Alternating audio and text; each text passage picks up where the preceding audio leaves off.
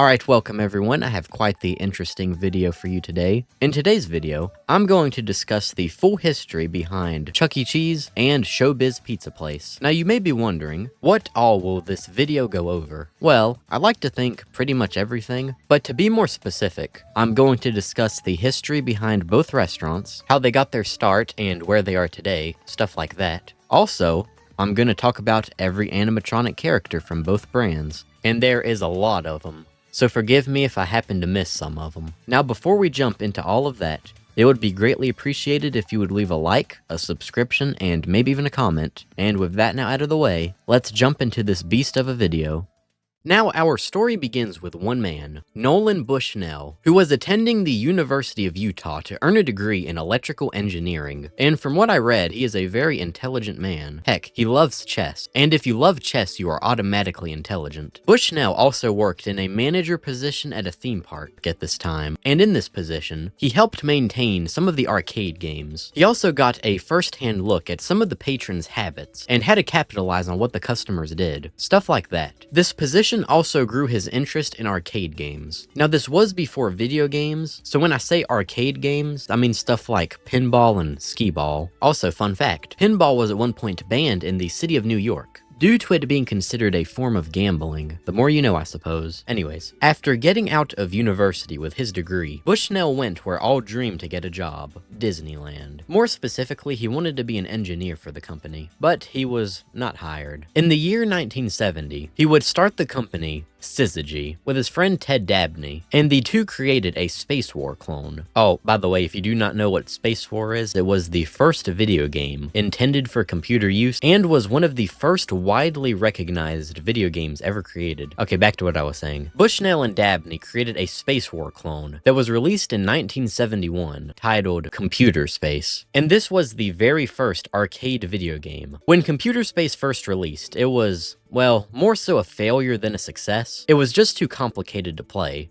After the very mid-launch of Computer Space, Bushnell and Dabney started the company Atari, and you may be familiar with this company. Their biggest claim to fame was the legendary video game Pong, which was also the first game that was made by the Atari company, and it was a big hit. Now some people may say, Pong being the first commercially successful video game, and essentially starting the video game industry, was its greatest achievement, which yeah, whatever, big whoop. But I'd say, it leading to the creation of Breakout was its greatest achievement. That game's awesome. So to make a long story short, Pong was a very big success, and Bushnell sold the company, Atari, to Warner Communications in 1976. And when he sold the company, there was I guess one would call it a stipulation, and this stipulation was for them to fully fund a restaurant idea of his. And yes, you guessed it. This idea for a restaurant eventually became Chuck E. Cheese. I think you better pay attention to this story because before too long, Chuck E. Cheese and his Pizza Time Theater will be a very intimate feature in your life.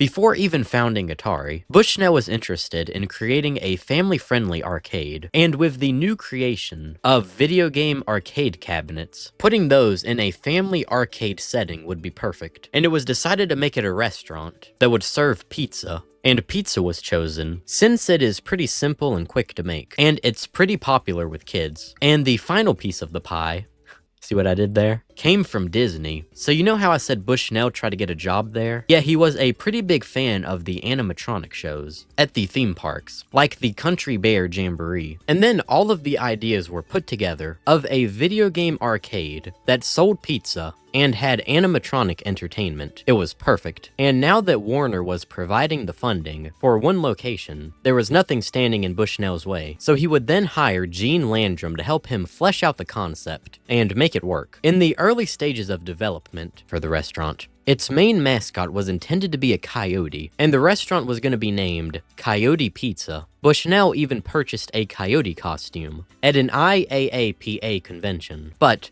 funny thing about this coyote costume, it was not a coyote. When Bushnell actually got the costume, he noticed the very odd, un-coyote-like pink tail that was sticking out the back of it. The costume was not a coyote, but instead, a disgusting rat. So plans were changed, and the restaurant was now going to be called Rick Rat's Pizza. But that sounds absolutely disgusting. Who wants to eat a pizza that was made by Rick Rat? So the name was then changed once again, but this time to Chuck E. Cheese, since it was first off a beautifully alliterative name, but also it forced one to smile when the name was said. Also, the name of the restaurant was at one point going to be named The Big Cheese, and the rat mascot was going to be named also The Big Cheese, but that name could not be used, since the hotel chain Marriott were the ones with the copyright to open restaurants with the name Big Cheese, but they literally never used it, so the full name of the restaurant was decided, and it was going to be called Chuck E. Cheese's Pizza Time Theater, and the main mascot was also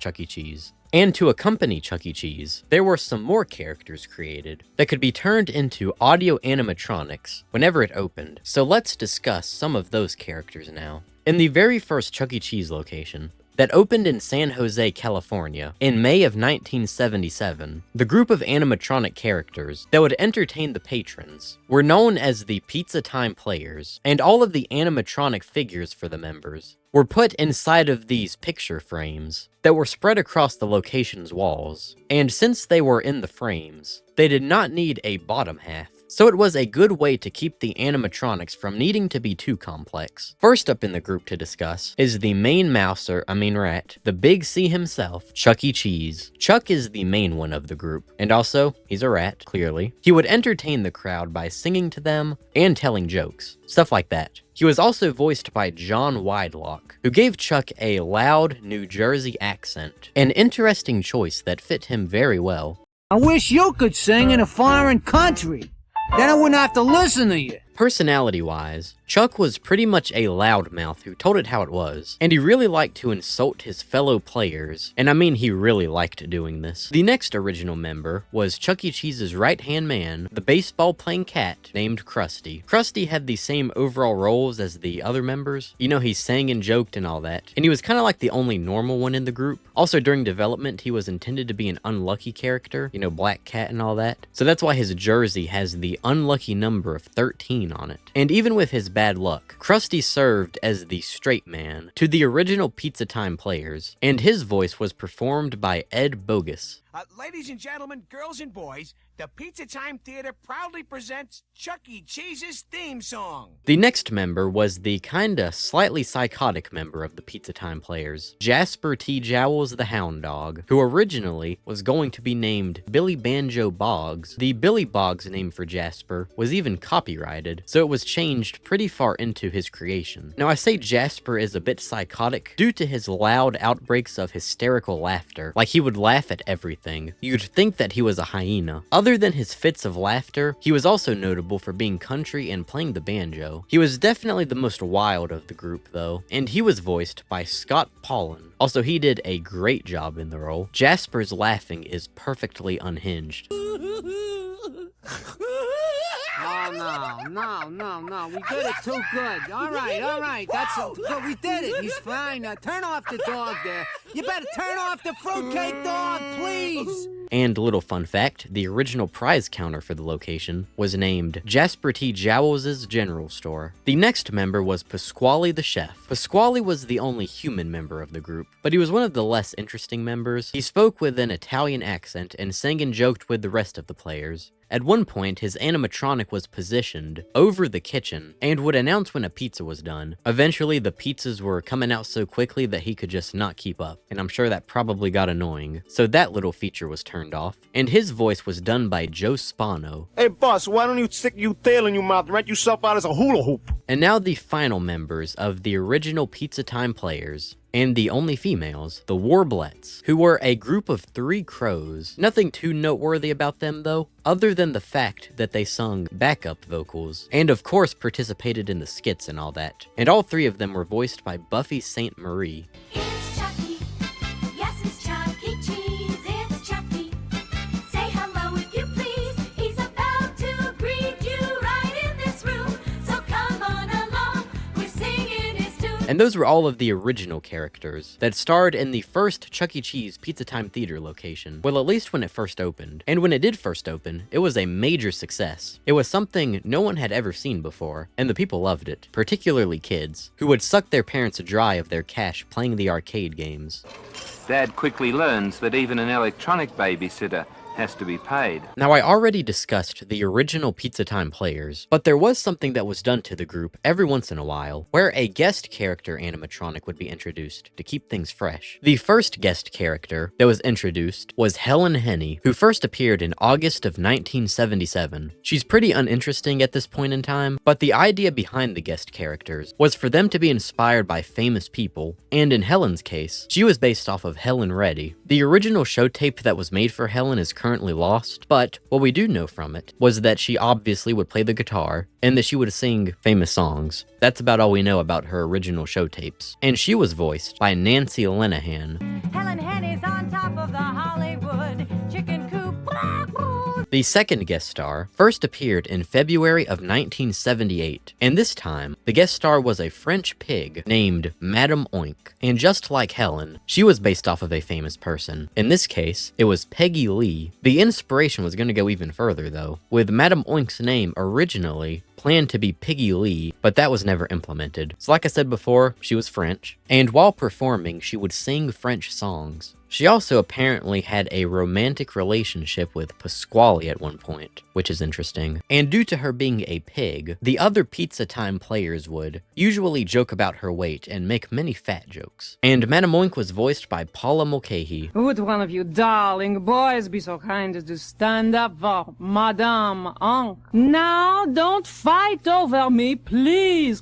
Yeah. Come on, all you guys stand up. Not just one of you, all of you. There's plenty of Madame Oink there to go around, you know what I mean? Now, there are more guest characters, but to keep this in a relatively straightforward, chronological timeline, I'll discuss those in a bit. So after the success of the original Pizza Time Theater location, Bushnell, obviously, wanted to expand the brand and open more stores, but Warner Communications essentially said no. You see, Warner had absolutely no interest in funding more Chuck E. Cheese related stuff. They were more so interested in the, video game business they had purchased, not a rat food joint business. And when Warner bought Atari, included in that was everything related to Pizza Time Theater and Chuck E. Cheese. So they owned practically everything. Bushnell could not open more locations. So in June of 1978, for $500,000, Bushnell purchased all of the intellectual property related to the Chuck E. Cheese brand and the original location from Warner Communications. So now he was free to expand the brand however he wished. So work quickly began on a second location, which would open in December of 1978. And this one also opened in San Jose, California, like the first one. This location was pretty similar to the first, except for the fact that it was way bigger by like a lot, 4 times bigger. And at the time that it was opened, it was the biggest pizza parlor in the US. It was also built in a former supermarket, so that should give you a good idea on how big it was. Now regarding the animatronic entertainment, some changes were made to the Pizza Time players. Krusty the Cat was now gone, and replaced with the brand new purple monster, Mr. Munch, who was voiced by Scott Wilson. And I gotta be honest, I think I like Krusty better than Munch.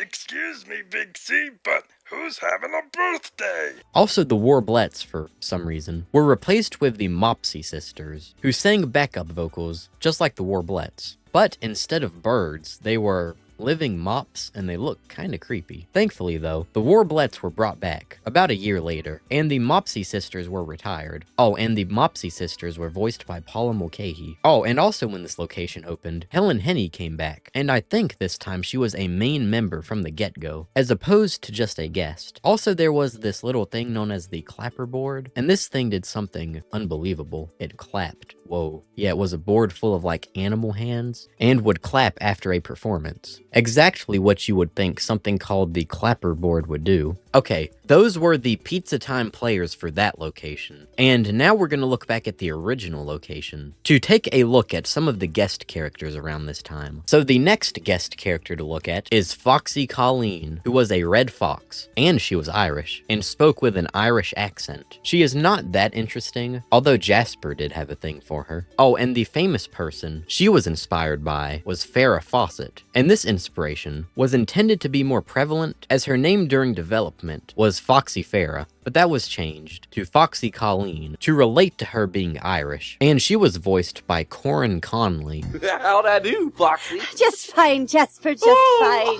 Foxy, let's not give the lovesick hound here too much encouragement. We're liable to have a basket case on our hands. Well, then let's tell the lads and lassies in the audience about dinner at Mistress Murphy's. Now, like I said before, to keep this relatively in chronological order, we'll go over the other guest characters in a bit. But there were actually even more new characters outside of the guest characters. So you know how I said the second location was really big? Yeah, it was so big that there was just unused space, and that is a waste. So a new idea was concocted for a standalone animatronic in its own room. And this would not be the first time something like this would be done, but in the actual first time that it was done, the animatronic in the standalone room was Dolly Dimples the Hippo. Dolly would perform behind a piano in a room named the Piano Bar Lounge, and the original idea for the room was to make it less for kids and more so for adults. So Dolly had some PG-13 dialogue, we'll say. She also had a very unique feature.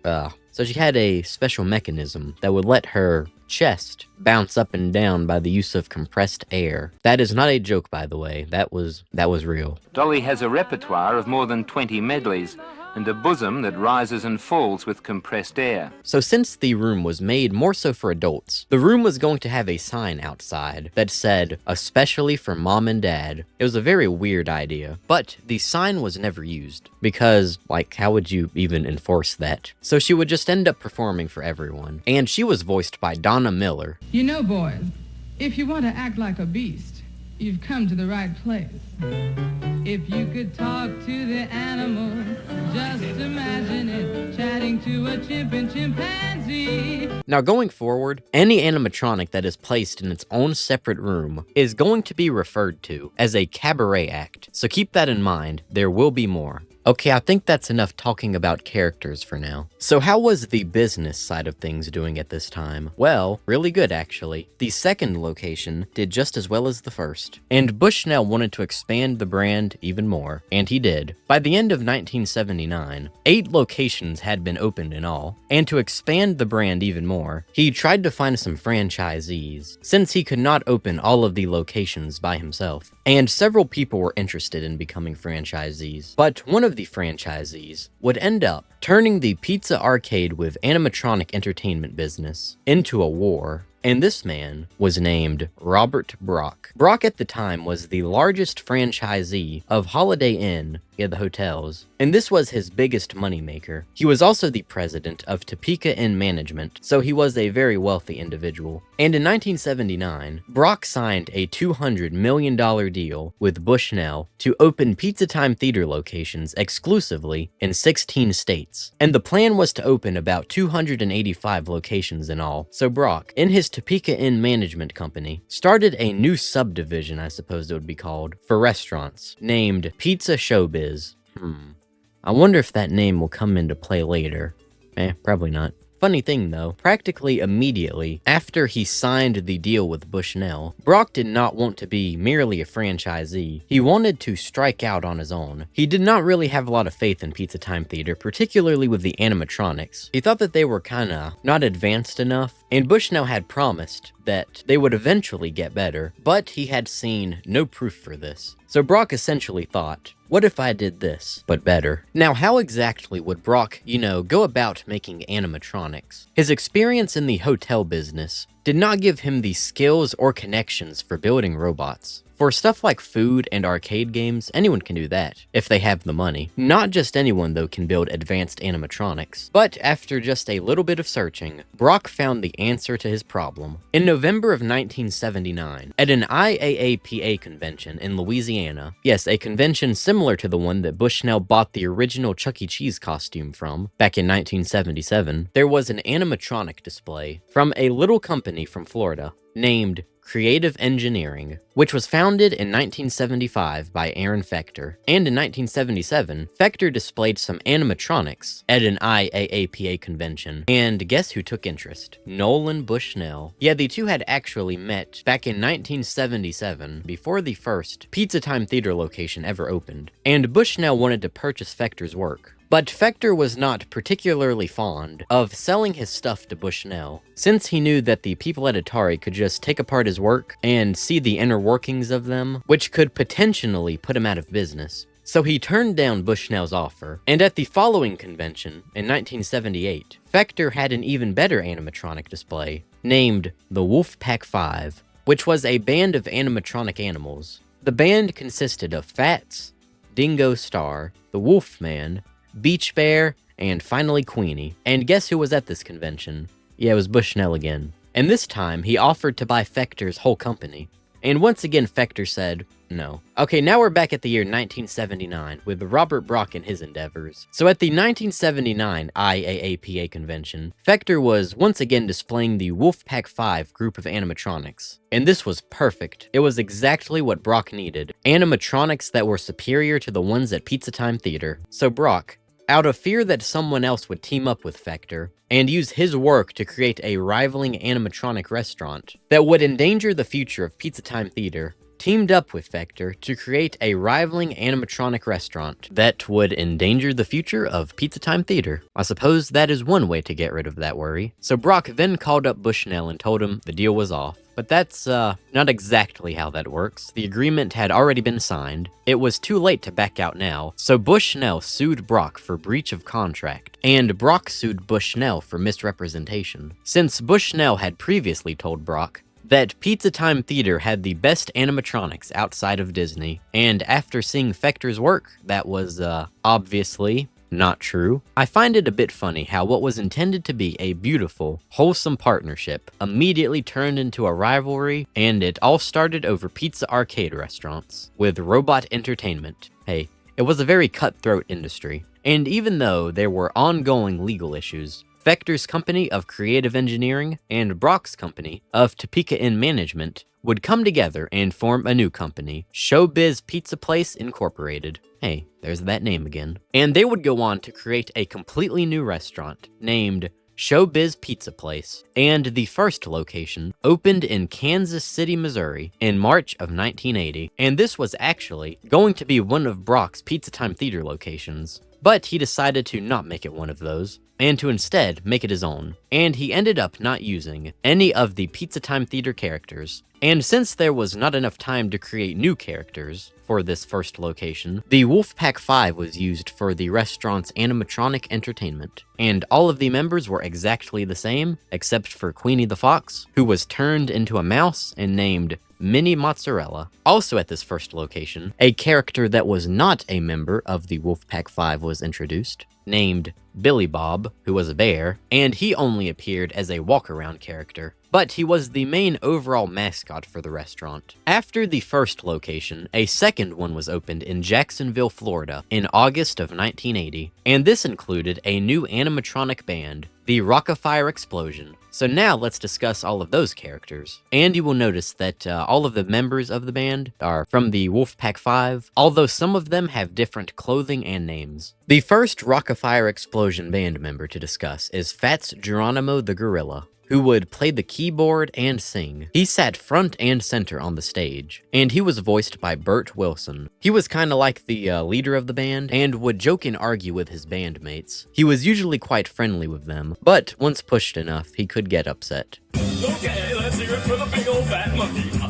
We'll break your neck, Rolf. The next member is Duke LaRue, who is a dog, although I'm not sure what kind, maybe a beagle, and he was the band's drummer. He also did some vocals too, and he was voiced by Duke Chapetta. who was the inspiration behind Duke LaRue's name. He was kind of like the dumb one of the group. I don't know how else to describe him. He also wore what he described as a spacesuit, and he wore it because he planned on going to space one day. But before that happened, his plan was to keep playing the drums. Ladies and gentlemen, a Christmas classic by Duke LaRue. A, B, C, D, E, F, G, H, I, J, K, N, N, O, P, Q, R, S, T, U, V, W, X, Y, and Z. What kind of Christmas song was that, Duke? That's Noel. Get it? Noel.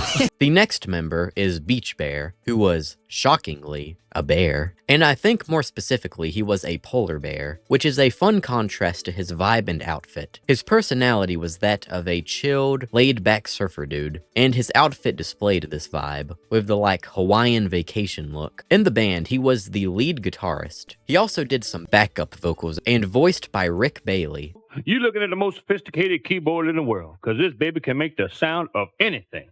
Now, come on, somebody name something up here. Make it hard as you want. Anything. How about 19 apathetic old men with a marked propensity toward procrastination and sloth? And even though Beach Bear was a laid-back dude, he was pretty good at using big words, so he was a pretty smart bear. Next up is Mitzi Mozzarella, who was the only girl in the group, and she was a mouse who wore a cheerleader's outfit. And as you can tell, the outfit choices for all of the band members are all over the place. In the band, Mitzi was the female vocalist, and the main voice actor for Mitzi Mozzarella was Shalisa James, who first voiced the character when she was only 11 years old.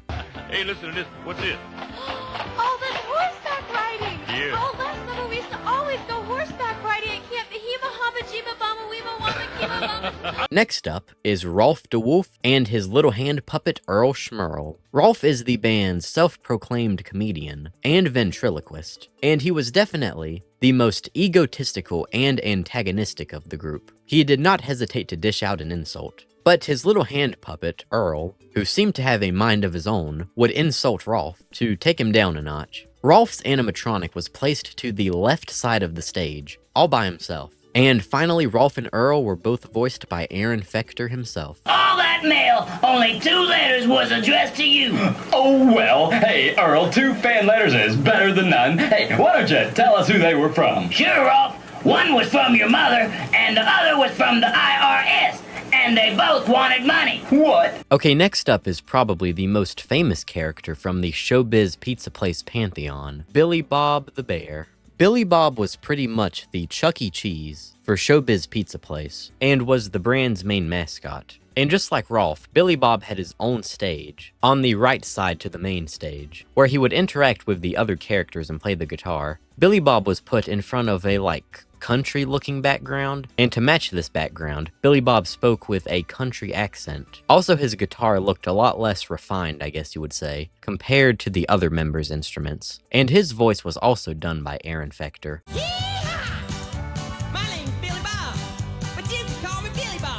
Oh, also on Billy Bob's guitar, there was a little bird on it, who did literally nothing, and the bird's name was the Birthday Bird. And speaking of birds, on the same side as Billy Bob was Looney Bird, who, as the name suggests, was quite loony. He resided in this oil barrel, and he would rise in and out of it occasionally. He would also drink the liquid inside of the barrel, and this liquid was known as gasohol, and for some reason it made him drunk. Although after a few years, this drunken iteration of Looney Bird was dropped, and he became more of a tech whiz, and once again he was voiced by Aaron Fechter.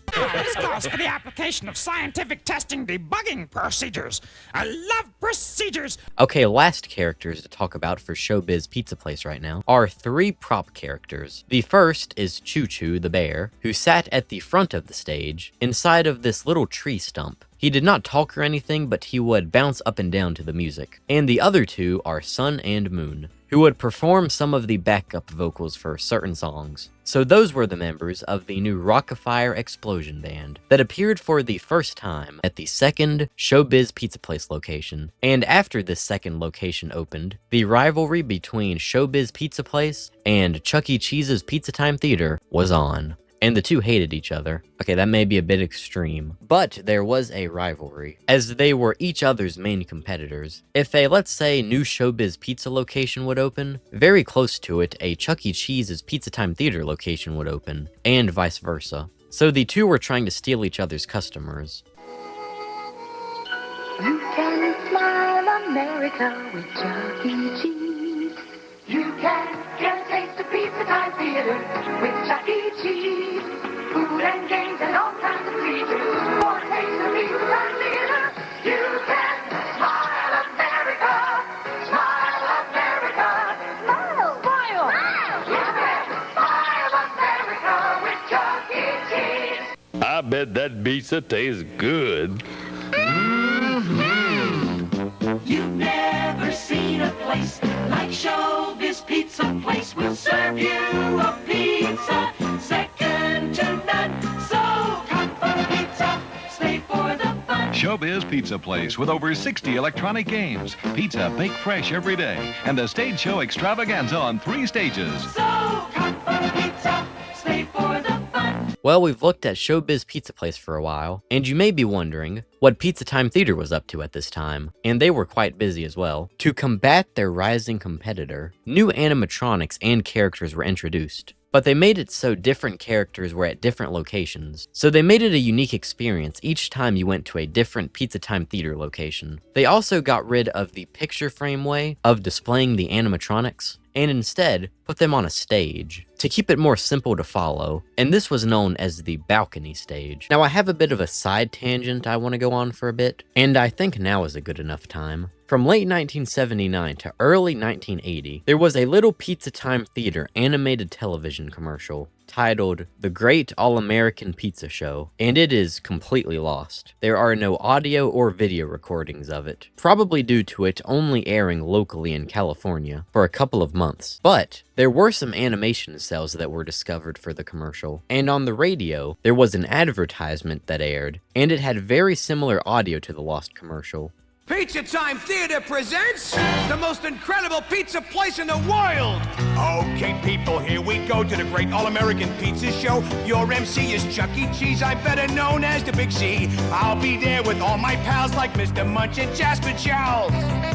It's Chuck E. Cheese and the Pizza Time Players, now at either Pizza Time Theater in the Winchester Town and Country Shopping Center or on Cooser Avenue at Blossom Hill Road, where you can see Dolly Dimples, the famous singing hippo. I am aware this is very random to mention, but I thought it was interesting. Okay, now that I talked about that, let's discuss some of the new characters that were introduced, and there is quite the large list. First up is Sally Sachet the Skunk. She was not kept around for that long due to disco waning in popularity, yet her whole ordeal was that she was a disco skunk, and she was voiced by Lady Bianca. The queen of skunk rock herself, Sally Sachet. All right, girls, let's take these lovely people on a red-hot tour of Dreamland. The next guest character was Harmony Howlett, the cowgirl coyote. As her outfit hints at, she would sing Western songs. She was also the final guest character to be added, and she had a tomboyish personality, and would stand up to Chuck E. Cheese's insults, unlike the rest of the Pizza Time players. And Harmony Howlett was voiced by Nancy Linehan. Thanks for the insult, Big C. You're welcome. Would you like another one? No, my doctor put my ears on a diet. Your ears are on a diet. Yeah, listening to your bad jokes could make me a real fathead. The next character to discuss was a cabaret character, Artie Antlers the Moose. And he actually replaced Dolly Dimples in some locations, where she was previously being used. And like Dolly, he would be seated in front of a piano and sing for the patrons. Oh, and remember how I said the guest characters were inspired by famous people? Artie Antlers was the amalgamation of 2 planned guest characters that never came to fruition, Elkton John and Glenn Campbell. Artie had the exact same mechanics as Dolly. Well, not exactly the same, his chest did not bounce. But other than that, everything else was the same. Also, Artie had 2 designs. The first one had a nose on the end of his snout, which is funny since that is not at all what a moose nose looks like. So Artie was updated with a more accurate moose snout, and the antlers on his head were originally made out of wood, but with the animatronics movements, the wood kept breaking, so a softer material was used, and Artie Antlers was voiced by Jim Cunningham. Sadly, there is no video footage of Artie, which is a shame. We do have some of his audio though.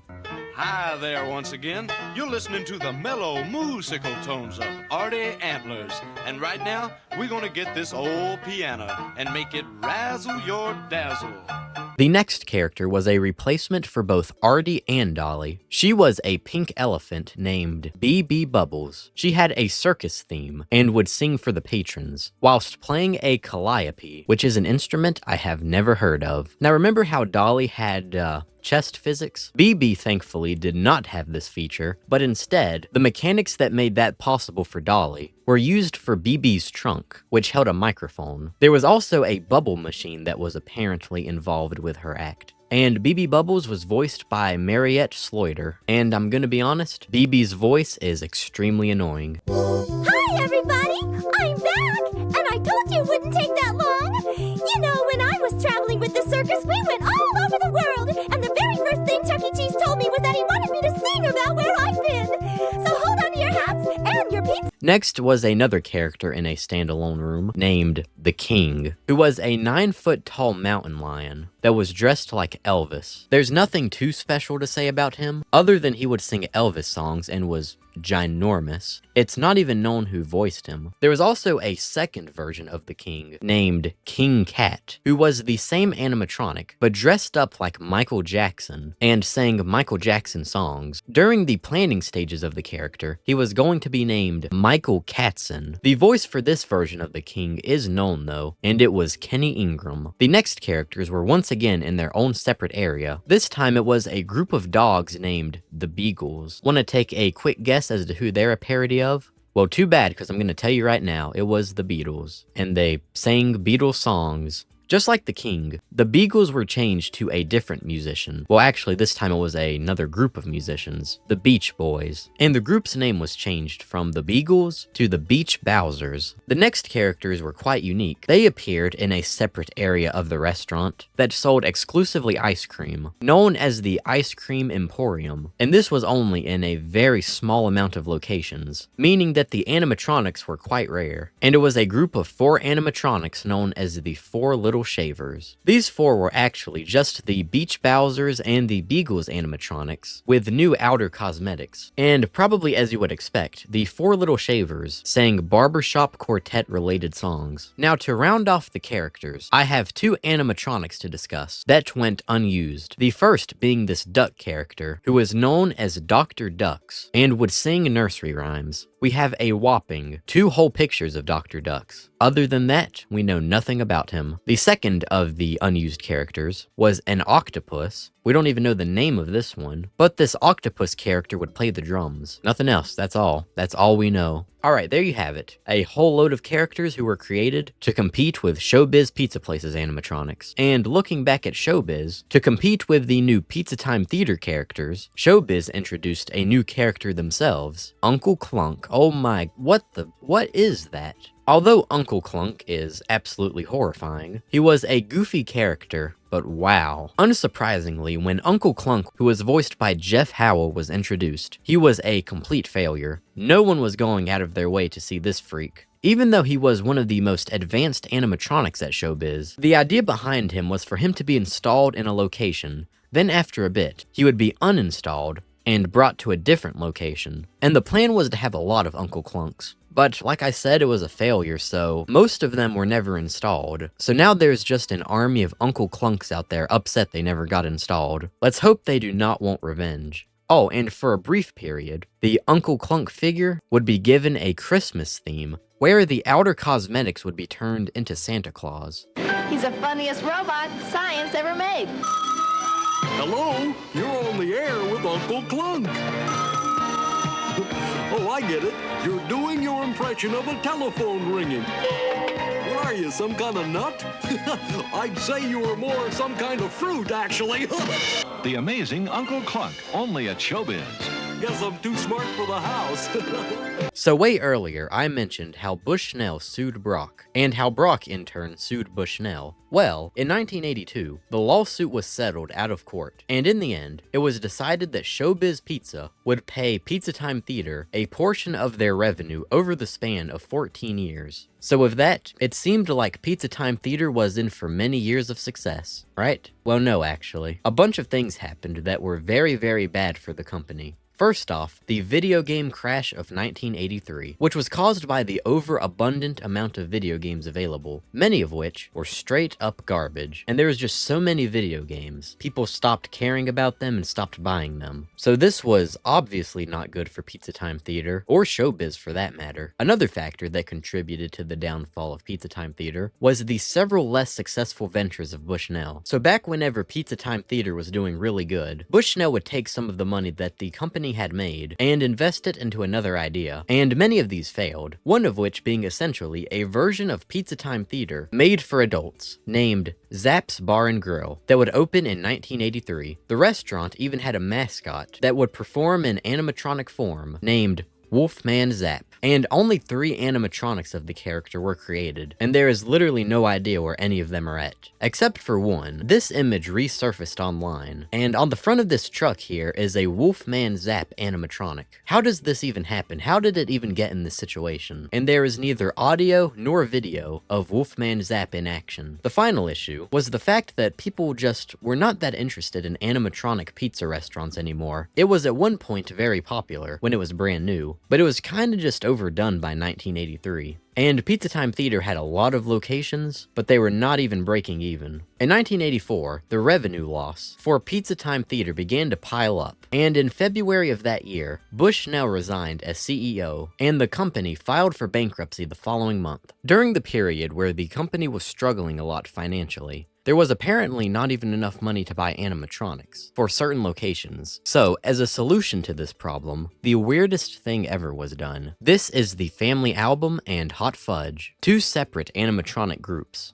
that were used in a very small amount of locations. Now, not a lot is known about these, creatures, except they just took the place of the main Chuck E. Cheese animatronic characters, and that just sounds wrong. Also, the Hot Fudge group of characters were from a television series of the same name. Now, someone that was around during this period, I have a question for you. Was this a popular show? Because I have literally never heard about it in my life, but maybe that's why it was chosen? Since it was a fairly niche property that was pretty cheap to get the rights to, since no one cared about it? Around this time period, in 1983 and 1984, Showbiz Pizza Place was doing very poorly as well. It was suffering from all of the issues that Pizza Time Theater was. And in 1984, in an unexpected move, Showbiz Pizza Place bought out Chuck E. Cheese's Pizza Time Theater, and the 2 former rivals merged together into a singular company, Showbiz Pizza Time Incorporated. Oh, and by this point, Robert Brock had resigned from his position as CEO, similarly to what happened with Bushnell. In an attempt to save both companies from the brink of total bankruptcy, some changes were made to broaden the appeal of both restaurants and to save money. First off, the food quality was improved, so it could be seen as more so an actual restaurant as opposed to only an arcade with very mediocre food. Speaking of arcade, the second improvement removed the less popular video game arcade cabinets, and in their place, more classic arcade games like Skee-Ball were added. Everyone loves Skee-Ball, to broaden their targeted audience towards older people. Another cost-cutting idea they proceeded with, several of the less popular locations were closed, and this saved quite a bit of money, and actually made them profit. Now we get into the kind of sad part.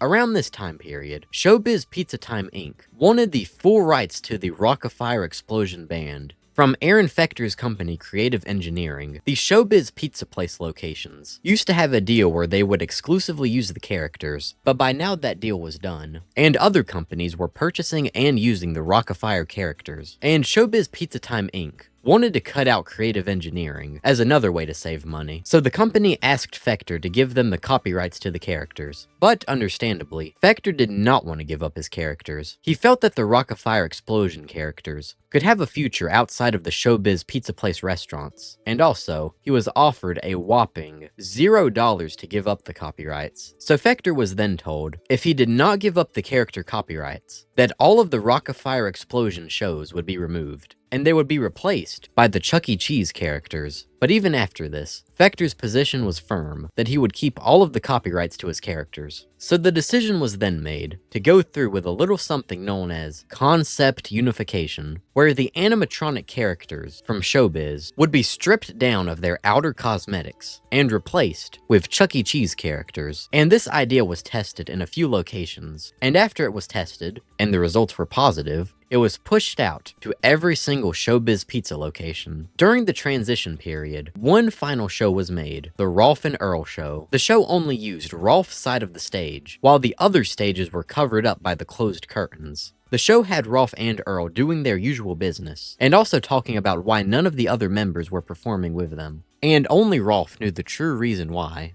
and would leave clues for the audience and the oblivious Earl. And while the Rolf and Earl Show was being played, while the locations were open, once closed for the night, the work began, and it was a week-long process per location. But when the process was completed, Fats Geronimo became Mr. Munch, Duke LaRue became Pasquale, Beach Bear became Jasper T. Jowls, Mitzi Mozzarella became Helen Henny, Looney Bird became the Pizza Cam, Choo Choo became Munch Jr., and last but not least, Rolf de Wolf became Chuck E. Cheese, while Earl was gotten rid of completely. And this new show was known as Munch's Make-Believe Band. The entire process of concept unification was completed in 1993, when the final Rock-afire Explosion animatronic show was removed from the final Showbiz Pizza Place location. Now this process is very well documented, since there was a tape created as to how to go about it, and the tape is kinda depressing. Well, unless you love Chuck E. Cheese's characters, then it's great. But if you were, or are a fan of the Rock-afire Explosion, seeing them stripped down and then replaced to this weirdly eerie music is kinda sad. Also in the video, the narrator dude makes it explicitly clear to destroy any unused props, which once again, is just kinda sad. Next will be Billy Bob.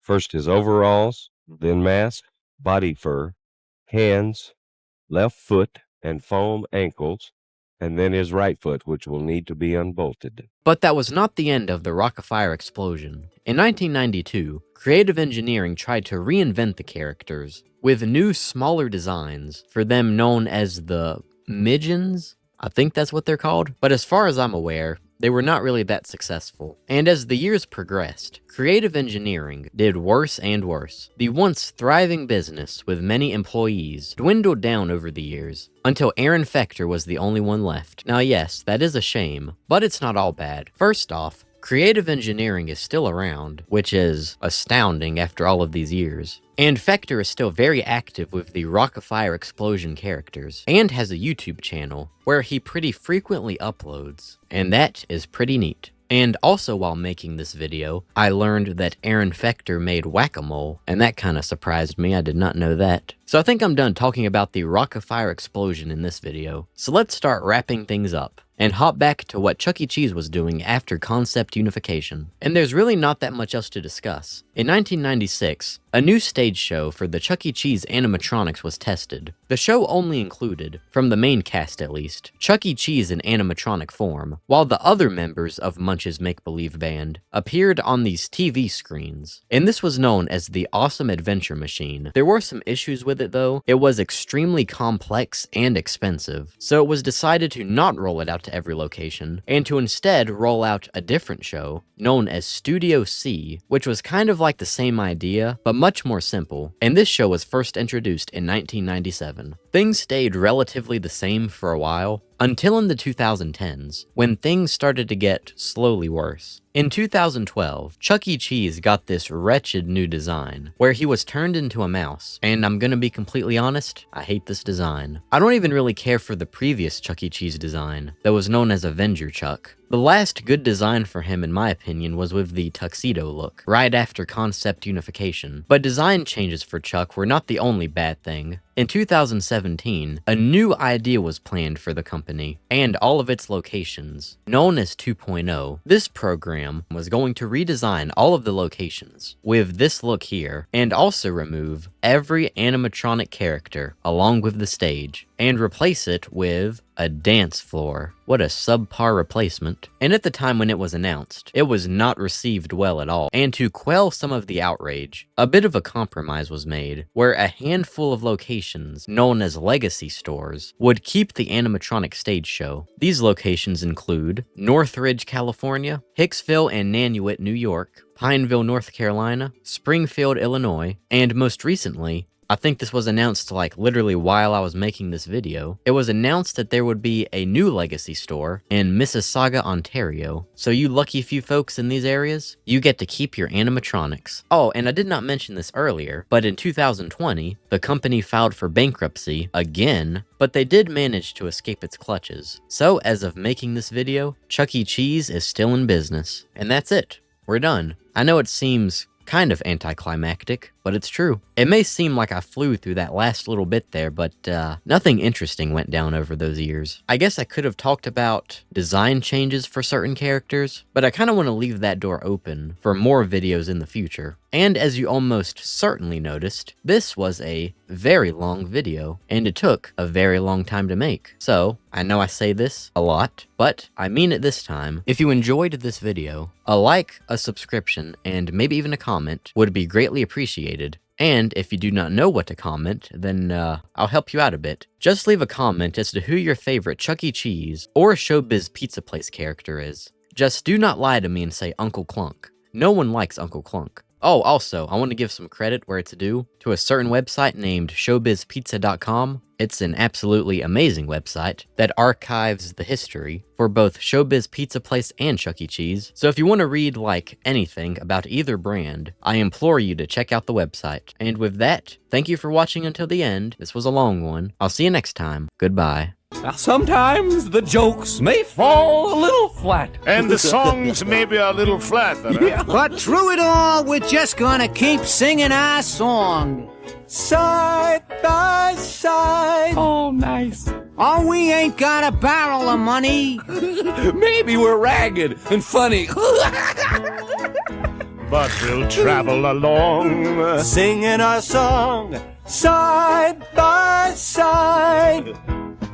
Through all kinds of weather. Well, what if the sky should fall?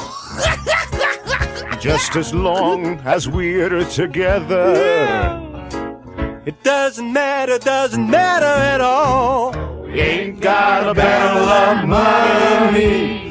Maybe we're ragged and funny, but we'll travel along, singing our song, side by side. Side